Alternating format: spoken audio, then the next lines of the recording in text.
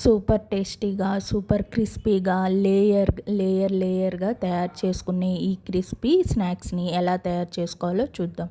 అందుకోసం ముందుగా ఒక బౌల్ తీసుకొని అందులోకి 2 కప్స్ వరకు గోధుమ పిండి, తురుముకున్న బాయిల్డ్ పొటాటో, చాట్ మసాలా, గరం మసాలా, కారము, ఉప్పు, కొత్తిమీర వేసుకొని బాగా మిక్స్ చేసుకోవాలండి. ఇందులోకి కొంచెం ఆయిల్ కూడా వేసుకోవాలి. కొంచెం కొంచెం వాటర్ వేసుకుంటూ మంచిగా మెత్తగా చపాతీ పిండిలాగా కలిపి పెట్టేసుకోవాలన్నమాట. ఇంకా చిన్న చిన్న బాల్స్ చేసుకొని ఈ పిండిని చపాతీలాగా రోల్ చేసుకోవాలన్నమాట.